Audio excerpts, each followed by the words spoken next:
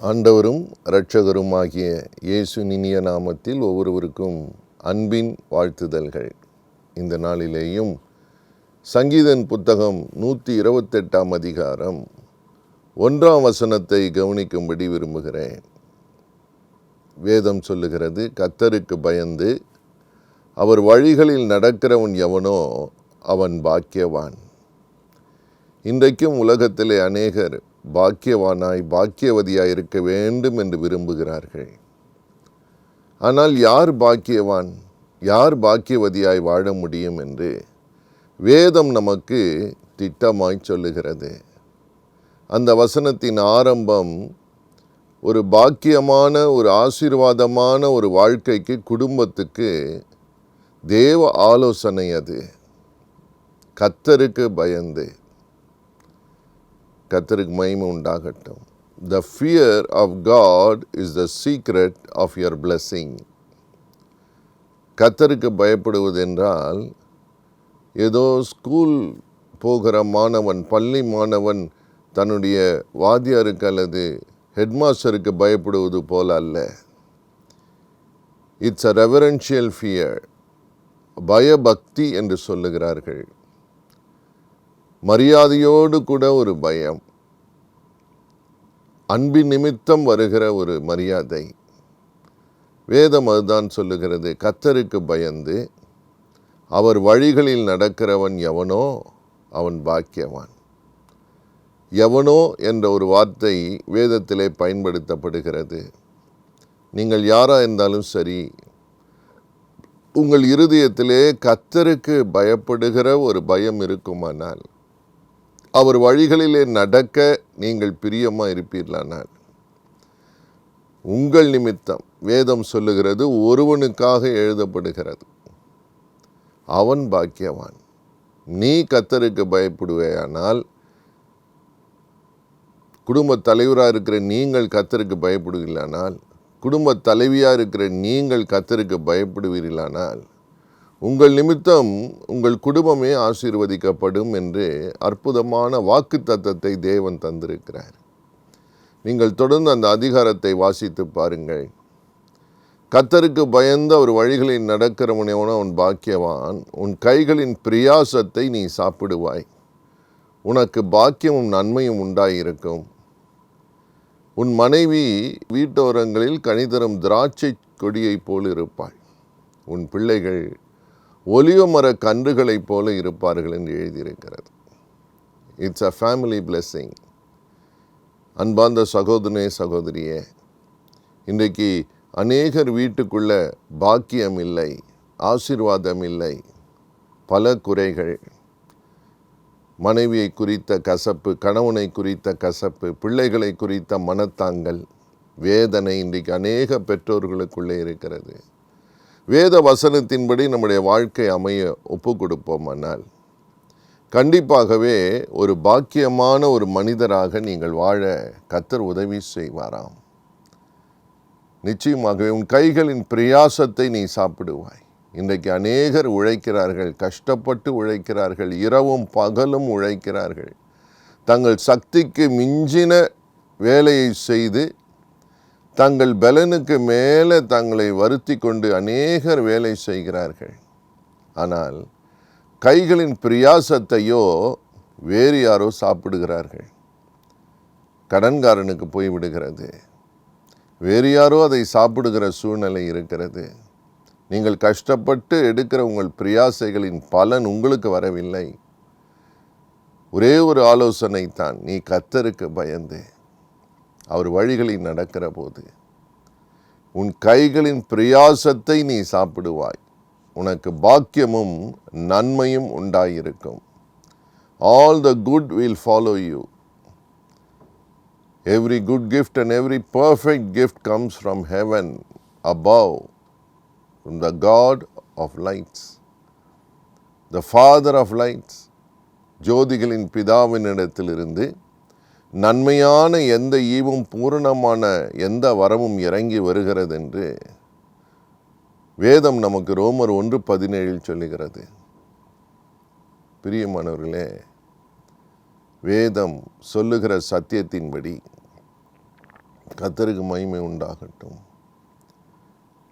தேவன் ஆசீர்வதிக்கிறார்.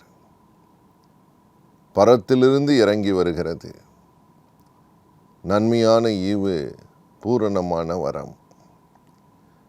தேவன் உங்களை அதிசயமாய், நிறைவாக, பாக்கியவானாய் நிறுத்த வேண்டும் என்று விரும்புகிறார். உன் பிள்ளைகள் உனக்கு ஆசீர்வாதமாக இருப்பார்கள். உங்கள் பிள்ளைகள் உங்களுக்கு மகிழ்ச்சியை கொண்டு வருவார்கள். உங்கள் மனைவியினால் உங்களுக்கு சமாதானம் இருக்கும். உங்கள் கணவரினால் உங்களுக்கு சமாதானம் இருக்கும். வீட்டிலே செல்வம் இருக்கும். வீட்டிலே பாக்கியம் இருக்கும். வீட்டிலே நன்மை இருக்கும் என்று வேதம் நமக்கு திட்டமாய் சொல்லுகிறது. கர்த்தருக்கு ஸ்தோத்திரம். கர்த்தருக்கு பயப்படுவதென்றால் அது கிரியையிலே வெளிப்படும். You have to show it in action. தேவனுக்கு பயப்படுகிறேன், கர்த்தருக்கு பயப்படுகிறேன் என்று சொன்னால் அது செயலிலே வெளிப்படுகிற போது பரத்திலிருந்து, பரலோகத்திலிருந்து தேவன் அதை அங்கீகரிக்க வேண்டும். அப்படி ஒரு சம்பவம் தான் வேதாகமத்திலே, ஆதியாகமத்தின் புத்தகம் 22ஆம் அதிகாரத்தை வாசிக்கிற போது 12ஆம் வசனத்திலே ஒரு வார்த்தை எழுதப்பட்டிருக்கிறது. பரலோகத்திலிருந்து ஒரு சத்தம் புறப்பட்டு வந்தது, ஆபிரகாம் என்ற ஒரு மனிதனுக்கு, இப்பொழுது நீ தேவனுக்கு பயப்படுகிறவன் என்பதை அறிந்திருக்கிறேன். இப்பொழுது 12ஆம் அதிகாரம், ஆதியாகம் 12ஆம் அதிகாரத்திலே முதல் முறையாய் ஆபிரகாமை தேவன் அழைத்தார் என்று பார்க்கிறோம். நீ வெளியே புறப்பட்டு வா, நான் சொல்லுகிற இடத்திற்கு கடந்து வா என்று தேவன் சொன்னபோது கீழ்ப்படிந்து உடனே ஆபிரகாம் தேவனுடைய வார்த்தையின்படியே புறப்பட்டு வருகிறான். வாழ்க்கை தேவனுக்கு பிரியமான, தேவனுக்கு பயந்த ஒரு ஆரம்பம்தான். ஆனால் தேவன் எப்பொழுது அவனை சொல்லுகிறார் என்றால் 10 அதிகாரங்கள் கடந்த பிறகு, அவனுடைய வாழ்க்கையிலே சோதனை நேரத்திலே தேவனுக்கு பிரியமானதை செய்யும்படி, அவன் தேவனுக்கு பயப்படுகிறவன் என்பதை வெளிப்படுத்தின போது கிரியையினாலே பரலோகம் அவனுக்கு சாட்சி கொடுத்தது. இப்பொழுது நீ தேவனுக்கு பயப்படுகிறவன் என்று அறிந்திருக்கிறேன். எதினாலே? தேவன் சொல்லுகிறார், மிக வயது சென்ற பிறகு கர்த்தர் அவனுக்கு ஒரு குழந்தையை கொடுத்த போது, நிச்சயமாகவே it was a very precious child for Abraham. அநேக வருடங்கள் கழித்து குழந்தை பெற்றெடுத்தவர்களுடைய நிலைமை, மனநிலைமையை பாருங்கள். மிகுந்த சந்தோஷத்தோடு இருப்பார்கள். அவர்கள் கனவு, ஏக்கம், எண்ணம், சிந்தனை, வாஞ்சை எல்லாமே அந்த வெகு நாள் பொறுத்து கிடைத்த அந்த குழந்தையின் மேரிலேயே இருக்கும். அப்படித்தான் ஆபிரகாம் மிக நேசித்திருப்பார். வேதம் சொல்லுகிற உன் ஏக சுதன் என்று, உன் புத்திரன் என்றும் என்று வேதம் சொல்லுகிறது. தேவன் சொல்லுகிறார், நீ எனக்காக ஒப்பு கொடுத்தபடியினால். தேவன் கேட்கிறார், உன் மகனை எனக்கு ஒப்புக்கொடு, பலி செலுத்து. ஆபிரகாம் மிகுந்த மன சோதனை போராட்டத்தில் இருந்திருக்க வேண்டும்.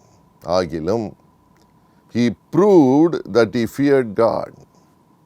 இன்றைக்கு எதையெல்லாமோ நாம் சொந்தம் கொண்டாடுகிறோம். மிகுந்த அதன் மேலே ஜெலசியாக இருக்கிறோம், பொசசிவாக இருக்கிறோம். we are so possessed about so many things. இன்றைக்கு கர்த்தர் ஒருவேளை உங்ககிட்ட பேசுவாரானால் நீங்கள் ஒப்பு கொடுக்க ஆயத்தமா? அதனால்தான் பரலோகம் உங்களை அங்கீகரிக்கும், நீங்கள் தேவனுக்கு பயப்படுகிறவன் என்று. If you are willing to give up what is so very dear, precious to you, when God asks, தேவன் கேட்கிற போது நீங்கள் மனம் உவந்து ஒரு படி கூட பின்வாங்காமல் தேவனுக்காக நீங்கள் பயப்படுகிறீர்கள் என்பதை கிரியையினாலே வெளிப்படுத்துகிற போது தேவன் அங்கீகரிக்கிறார். கர்த்தருக்கு ஸ்தோத்திரம். அதனால் என்ன ஆசீர்வாதம்? அவன் சந்ததியை தேவன் ஆசீர்வதித்தார். உன் சந்ததி பெருகுவார்கள் என்று சொன்னார். நீ ஒப்பு கொடுத்தபடியினால் ஆசீர்வாதத்திற்காக, பாக்கியமான ஒரு வாழ்க்கைக்காக காத்திருக்கிற அன்பு சகோதரனை, சகோதரியை, கர்த்தர் உங்களோடு கூட பேசுகிறார். கர்த்தர் கொடுத்த வாழ்க்கை அவருக்கு ஒப்பு கொடுத்திருக்கிற போது, கர்த்தர் கொடுத்த வேலை அவருக்கு ஒப்பு கொடுக்கிற போது, கர்த்தர் கேட்கிற போது, தேவன் உங்களுக்கு எது ரொம்ப விருப்பமோ ஒரு வேளை அதை கேட்கலாம். Give it up. எனக்கு ஒரு நல்ல நண்பன் இருந்தார், சகோதரர் இருந்தார். அவரிடம் ஒரு நாள் கர்த்தர் கேட்டார், உன் 2 பிள்ளைகளையும் என் கையில் ஒப்புக்கொடு. அவர் பயந்து போனார். அவர் சொன்னார், 2 பிள்ளைகளை நீர் கொடுத்தீர் ஆண்டவரே, நான் எப்படி ஒப்பு கொடுப்பதா? அவர் மனசிலே கொஞ்சம் பயம், சந்தேகம். ஆனாலும் தனக்கு அந்த பிள்ளைகளை கொடுத்த கர்த்தரை அவர் அதிகமாக நேசித்ததினால், அறிந்ததினால் மனம் உவந்து ஒரு நாள் கண்களில் கண்ணீரோடு, ஆண்டவரே என் 2 பிள்ளைகளையும் உடைய கையில் ஒப்பு கொடுக்கிறேன் என்று சொன்னார். கர்த்தருக்கு ஸ்தோத்திரம். தேவன் அந்த பிள்ளைகளை கையில் எடுத்து ஆசீர்வதித்தார். அந்த பிள்ளைகள் நன்றாக இருக்கிறார்கள், வாழ்க்கைப்பட்டு இருக்கிறார்கள், சாட்சியாக இருக்கிறார்கள், தேவனுக்கு ஊழியம் செய்யும்படி இருக்கிறார்கள். பிரியமானவர்களே, தேவனுடைய கையில் மனம் உவந்து அவர் கேட்கிற போது, நாம் கொடுக்கிற போது, இயேசு இந்த உலகத்தில் இருக்கும்போது சொன்னால், 1 மணி நேரமாவது நீங்கள் என்னோடு கூட விழித்திருக்க கூடாதா? 24 மணி நேரத்தை நமக்கு கொடுத்தார். தேவன் கேட்பது 1 மணி நேரம். Are you willing to give that 1 hour at least for God's purpose? தேவ சமூகத்திலே தேவனோடு கூட காத்திருக்க 1 மணி நேரமாவது கொடுக்கக்கூடாதா என்று எதிர்பார்க்கிற ஒரு காரியத்தை பார்க்கிறோம். இன்றைக்கு எத்தனையோ பேர் தேவனோடு இருக்க நேரத்தை எடுப்பதே இல்லை. They only want the blessings. ஆசீர்வாதம் வேண்டும், நன்மை வேண்டும், கிருபை வேண்டும், சுகம் வேண்டும், செல்வம் வேண்டும், வசதி வேண்டும். ஆனால் தேவன் ஒன்றை எதிர்பார்க்கிறார். நீ தேவனுக்கு பயப்படுகிறவனா? தேவனுக்கு பயப்படுகிறவளா? 1 மணி நேரமாவது நீங்கள் கொடுத்திருக்கிறீர்களா? கர்த்தர் உங்களை ஆசீர்வதிப்பார். இன்றைக்கு அப்படி இல்லை என்றால் உங்களையும் உங்களுக்குரியதையும் உங்கள் நேரத்தையும் கர்த்தருக்கு ஒப்பு கொடுக்க தீர்மானியுங்கள். கர்த்தருடைய கரம் உங்களை ஆசீர்வதிக்கும். நீங்கள் கொஞ்சம் சம்பாதித்தாலும் அதில் மிச்சம் எடுக்க கர்த்தர் ஆசீர்வதிப்பார். வீண் செலவுகள் இருக்காது, வீண் அலைச்சல்கள் இருக்காது, மன உளைச்சல்கள் இருக்காது. உங்கள் பிள்ளைகள் உங்கள் ஒளிமர கன்றுகளைப் போல உங்கள் பந்தியை சுற்றிலும் இருப்பார்கள். You will be honoured. நாம் ஜெபிக்கலாமா? இருக்கிற சூழ்நிலையிலே ஒரு நிமிஷம் உங்கள் இருதயத்தை சோதித்து பாருங்கள். எல்லாவற்றிலேயும் கர்த்தருக்கு பயந்து நடக்க உங்களை ஒப்பு கொடுத்திருக்கிறீர்களா? தேவனுக்கு பிரியமானதை செய்ய உங்கள் உள்ளம் இலகி இருக்கிறதா? கர்த்தர் ஆசீர்வதிப்பார். இன்றைக்கு அந்த நல்லதை, நன்மையை உங்களுக்கு தருவார். நாம் ஜெபிக்கலாம். எங்களை நேசிக்கிற நல்ல தகப்பனே, கர்த்தருக்கு பயந்து அவர் வழிகளில் நடக்கிறவன் எவனோ பாக்கியவான் என்று சொன்னீங்களே ஆண்டவரே. அப்படி ஒப்பு கொடுக்க மனதாய் இருக்கிற, ஒப்பு கொடுத்திருக்கிற அன்பு சகோதரன் சகோதரி மேல் உம்முடைய கரம் அமருவதற்காக ஸ்தோத்திரம். ஆசீர்வதிப்பதற்காக ஸ்தோத்திரம். ஒருவரையும் நீர் கைவிடுகிறதில்லை. நீ சொன்ன வார்த்தையை நிறைவேற்றுகிறவர். ஆபிரகாமுக்கு பரத்திலிருந்து ஒரு சத்தம் வந்தது போல ஆண்டவரே, ஒப்பு கொடுத்திருக்கிற கீழ்ப்படுகிற ஒவ்வொரு சகோதரனுக்கும் சகோதரிக்கும் வாலிபனுக்கும் வாலிப பிள்ளைக்கும் பரத்திலிருந்து ஒரு சத்தம் வரும்படி செய்கிற தேவன். இப்பொழுது நீ கர்த்தருக்கு பயப்படுகிறாய் என்பதை அறிந்திருக்கிறேன். சோதனை காலங்களிலே தேவனுக்கு முதலிடம் கொடுத்து தங்களை ஒப்பு கொடுத்து செயல்படுத்துகிற ஒரு நல்ல ஒரு மனப்பான்மை, மனதை ஒவ்வொருவருக்கும் தாரும். அது நிமித்தம் பாக்கியமும் நன்மையும் உண்டாயிருக்கட்டும். அவர்கள் வாழ்ந்திருக்கட்டும். அநேகருக்கு உண்பதாய் சாட்சியாய் இருக்கட்டும். பரலோகம் சாட்சி கொடுக்கட்டும். கர்த்தருடைய அன்பு கிருபை அவர்களை சூழ்ந்து கொள்ளட்டும். அவர்களை உயர்த்தி கனப்படுத்தி ஆசீர்வதித்து மேன்மைப்படுத்தி அவர்களை சுகமாய் நடத்துகிற தேவன். இப்பொழுதும் பலவீனத்தோடு இருக்கிற ஒவ்வொருவரையும் உடைய பலனை கட்டளையிடுவீராக. தகப்பனை, தேவையோடு இருக்கிறவர்கள் தேவைகள் சந்திக்கப்படட்டும். பரிசுத்த வாழ்க்கை வாழும்படி ஒவ்வொருவருக்கும் ஒரு வல்லமை அவர்கள் சரீரத்தில், ஆவியில், ஆத்மாவில் அனுப்புகிற தேவன். நீதியாய் நடக்கிற ஒருவரும் வெட்கப்பட்டு போகாதபடி உம்முடைய கிருபை தீங்குக்கு விலக்கி காத்து கொள்ளட்டும் அப்பா. ஆசீர்வதிங்க. போராட்டத்தின் பாதையிலே, நெருக்கத்தின் பாதையிலே கடந்து போகிற ஒவ்வொருவருக்கும் ஒரு விடுதலை உண்டாகட்டும். ஒரு புதிய வாசல் திறக்கட்டும். அவருடைய கண்ணீர் துடைக்கப்படட்டும். அவருடைய ஏக்கத்தை அறிந்திருக்கிற தேவன் நன்மையினால் முடிசூட்டுகிறதற்காய் ஸ்தோத்திரம். ஆசீர்வதிக்கிறதற்காக நன்றி. சாட்சியாய் நிறுத்துங்க. அவங்க பாக்கியவானாய் பாக்கியவதியாய் இருக்கட்டும் என்று சொல்லுகிறேன். தாழ்த்தி ஒப்பு கொடுக்கிறோம். இயேசுவின் ரத்தம் ஒவ்வொருவரையும் மூடிக்கொள்ளட்டும். ஜெயத்தை எடுத்துக் கொள்ளுகிறோம். இயேசுவின் நாமத்தில் நல்ல பிதாவே, ஆமேன், ஆமேன். God bless you.